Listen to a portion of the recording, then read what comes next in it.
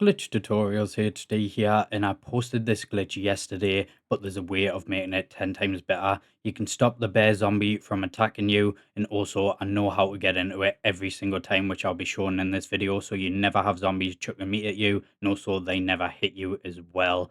So before we get into this video, if we could try and get it to 60 likes, it would be greatly appreciated. And also if you could smash that subscribe button so you never miss out on all of the best glitches on Black Ops 7. I would highly recommend subscribing, and I would appreciate that as well. Let's get into this video. Want to unlock all the new mastery camos like Singularity ASAP? Check out MITCHCACTUS, the biggest and most reliable name in Call of Duty. They offer instant delivery DLC codes like Monster Energy, Muller Milk, plus Lobbies delivered in under 1 hour. You can't get any better than that. It's 100% safe, legit, for Xbox, PlayStation and PC. Trusted by the community and seen all over YouTube. Mitch has over 20,000 verified reviews, thousands of personal vouchers. Make them your go-to for all things Call of Duty and even Battlefield 6. Remember to use code GTHD for 5% off, limited time only. Check them out in the pinned comment and the description. First off in this video, I'm going to show you how to build the wonder weapon so you've got unlimited ammo in case you need it. So what you want to do is build Tessy by hitting the floor, picking up Ted's head, and then going over to Tessy and building Tessy. Now that Tessy's built, just head over to Vandorn farm, head over to this machine right here and shoot all of the infestation off it, and then go to the barn and turn on the power. Now that you've got the power open at the barn, you can actually head over to Ashwood now. So just head over to Ashwood by using Tessy, do the exact same, go over to the machine, shoot off all of the infestation, and then turn on the power at Ashwood. The very last place that you need to turn the power on is at Blackwater Lake, so just head over to that machine, shoot all the infestation off, and then turn on the power once you've done that. So now that all of the power is on at 3 generators, all you need to do is head back to spawn, and at about round 7 or 8, that's normally when it happens for me, you just want to head over to this box here, so stand right in front of it, kill the last zombie, and then when it changes to the next round, an Uber Klaus will come straight out of it. So if you're on the right round and Uber Klaus will come out, all you need to do then is kill the Uber Klaus and then pick up the stabilizing chip that it drops. Once you've got the stabilizing chip, just head back over to Ashwood and use the zip line that takes you over to Vulture Aid, and then open up the door right next to Vulture Aid. Klaus will be sitting in a chair behind the cage, and there'll be a screen on the cage. You just want to interact with that until it says reset. Once it says reset, you do need 4 stun grenades because you'll be chucking them at Klaus to actually wake him up and get him out of the cage. There's stun grenades throughout the map, so you can either pick them up that way, or you can go to the crafting table. It'll actually cost you 1,000 salvage to get 4 of them. Make sure you've got 4 or it will not work. Now that Klaus is out of the chair, if you use your tactical button, you can actually command him to go wherever you want. So what you need to do is go to the Cosmodrome, open up the shutter, and command him to go right in front of this machine. What you'll do is actually stomp his foot, and now you can use the machine. So just head over to the machine, interact with it, and a circle will be on the floor.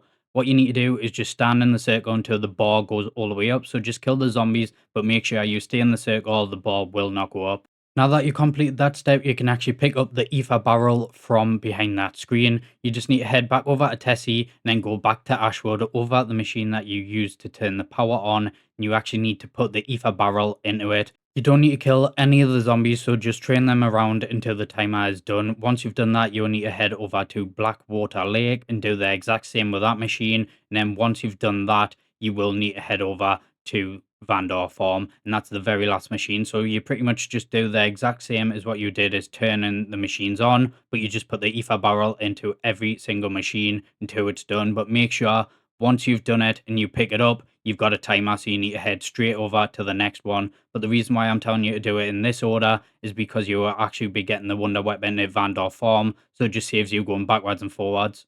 Now that you've done the last one, all you need to do is go into the basement of the farmhouse at Vandorn farm, and there's a cube. You just want to interact where the eye is of the cube and put the ether barrel into it.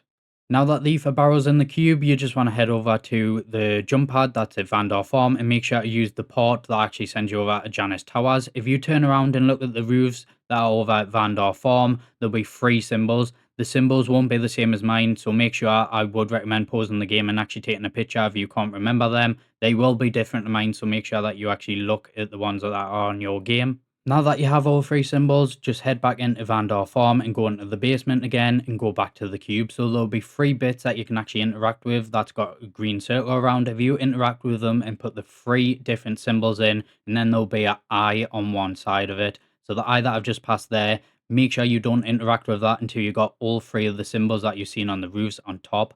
Once you've got all three on and you interact with the eye, you'll be able to pick up the wonder weapon, but there's one more thing you need to do. You do need to do a little quest that it tells you to. You'll be stuck in a circle and you will have zombies chasing you. So I would recommend having Ether Shroud if you've got it. It just helps you out a little bit more.